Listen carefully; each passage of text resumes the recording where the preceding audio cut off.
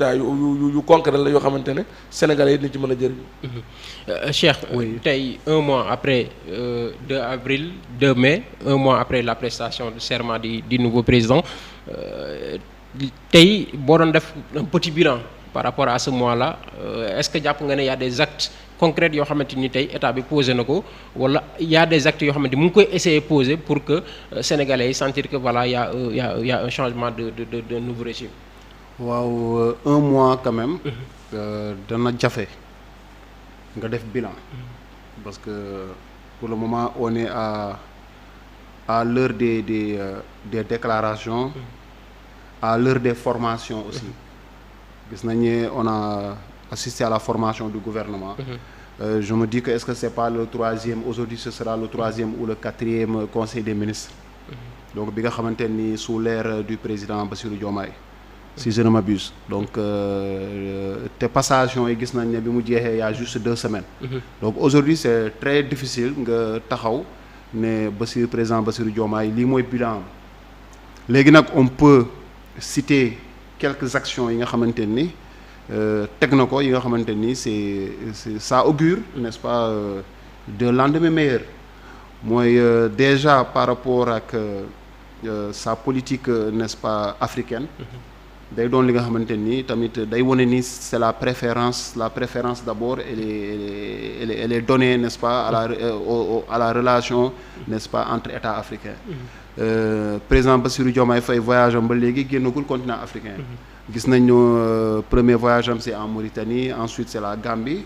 gis nañ ne Guinée-Bissau la mujjee dem nii. donc gis nañ ne génnagul donc li nga xamante ne mooy Afrique.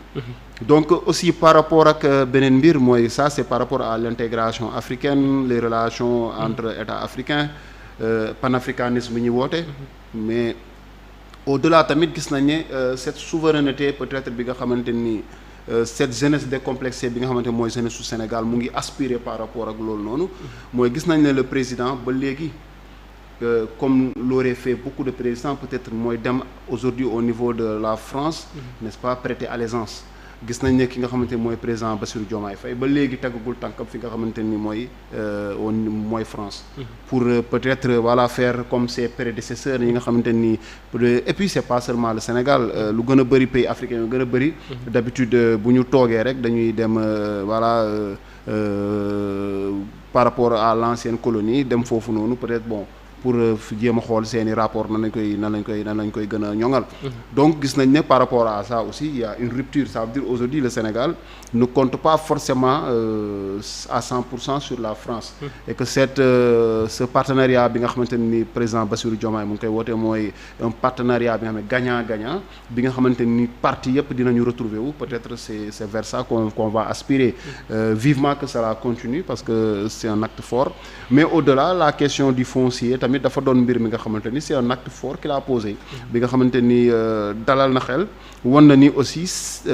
la terre appartient aux Sénégalais n'est-ce pas surtout terre bi nga xamante ni voilà littoral bi nga xamante ni il y a un petit groupe de personnes n'est-ce pas avec des moyens infinis peut-être n'est-ce pas teg ci loxo au détriment de certes d'autres Sénégalais beaucoup plus nombreux yi nga xamante ni peut-être malheureusement ils n'ont pas les moyens de pouvoir s'accaparer de ces terres-là. mais loolu c'est des actes Cheikh mais est-ce que tey le Sénégalais bi nekk fongolo bi mi nga xamante ni moom dafay xaar ñu wàññi saaku ceeb bi wala ñu wàññi suukar bi wala est-ce que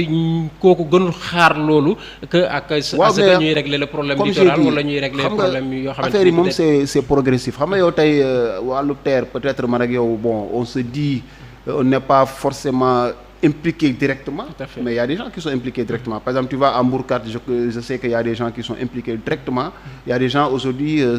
qui nga xam ne ils avaient des contentieux par rapport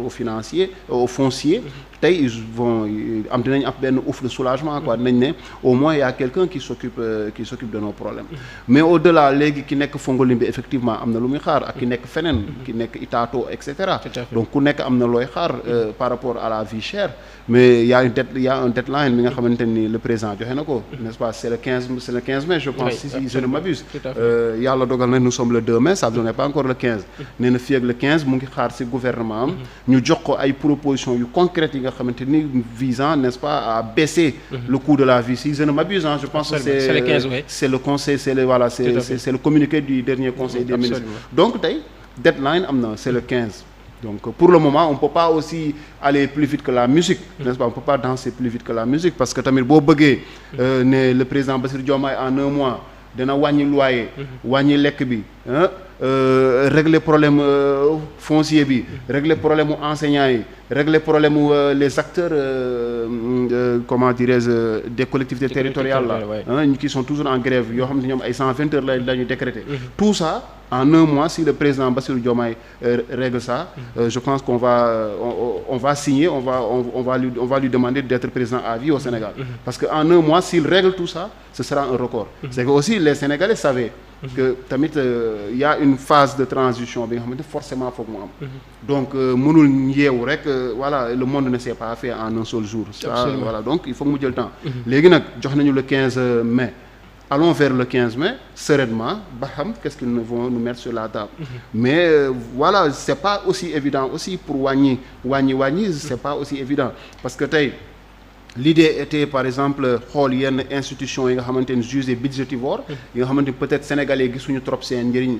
à savoir le conseil économique social et environnemental le haut conseil des collectivités territoriales mais à ce jour ñooñu seen budget mënoo ko laal parce que donc il y a une loi constitutionnelle qui leur permet d'exister donc ça veut dire aujourd'hui si tu veux changer cela il faut retourner au niveau de l'Assemblée nationale aussi il y a un autre problème qui se trouve là-bas c'est que le régime sortant est majoritaire à ce jour donc tamit dafa doon ay jafe-jafe ça veut dire que tey des projets de loi venant du président de la République ne vont pas passer comme lettre à la poste donc tamit il y aura parce que déjà ñoom seen bopp ñu ngi tànqaafu ñu ngi menacé par rapport à une motion de censure bi nga xamante ni ñu ngi koy voilà brandir concernant la déclaration de politique générale bi nga xamante ni premier ministre Ousmane Sonko war na ko amal au plus tard 3 mois après sa nomination donc yooyu tamit dafa doon ay difficultés am ñu ngi foofu noonu donc il y a des difficultés qui existent et on peut pas dire que le président Bassirou Diomaye pourra avoir les coups de franche pour tout faire en un laps de temps mais ce sera progressif les premiers actes man yi nga xamante ni gis naa ko c'est des actes qui me rassurent à ce jour léegi nag et je pense qu'il rassure beaucoup de Sénégalais jusqu'à ce que voilà ñu gis leneen mais aujourd'hui je me dis la date du 15 d'abord comme c'est le coût de la vie qui t'intéresse et qui m'intéresse et qui intéresse aussi les autres je me dis que d'ici le 15 on aura une réponse par rapport à ça mais ñu xam ne ni aussi les choses vont se faire de façon progressive léegi nag côté yoon aussi am na tamit li nga xamante ni tey am na mooy des rapports qui ont été rédigés et estampillés n'est-ce pas du cachet je ne sais pas confidentiel ou je ne sais quoi kenn xamutoon ndax rapport yi kii na parce que président nee na yenn rapports yi moom la neex mu jël concam teg ko si tey aussi aujourd'hui on permet aux Sénégalais d'abord d'avoir ce qu'on appelle on respecte leur droit à l'information parce que les deniers publics sénégalais ñoo ko moom seen xaalis nañ utiliser dañuy dem leb tamit aussi si turu Sénégal tey président Macky Sall bor yi mu leb nii est-ce que bor yi dañ ko koy toppee moom duñ ko toppee Sénégal mooy fay donc moom il avait la signature il signait au nom du Sénégal pour tout et rien mais tey bàyyil nañu fi bor bi nga xamante ni on doit faire face donc day doon li nga xamante ni dañuy xaar tamit la justice on voit que tey rapport yi génn na et que ñu ngi xaar aussi c'est un premier pas pour la reddition des comptes et autres pour le droit à l'information parce que sénégalais war nañu xam mais tamit c'est un pas kii da doon bañ rapport yi kii génnee na rapport yi léegi c'est un premier pas ça veut dire qu'on va vers la reddition des comptes ñi nga xamante ni peut-être ils ont des choses à se reprocher on va les appeler et naturellement ils pourront faire face à leurs responsabilités encore une fois Yaya ci li nga xamante ni moom moo jëm ci attentes yi ba tey bokk na ci rupture bi nga xamante ni yéen a ko doon woote ci seen biir coalition rupture bi nga xamante ni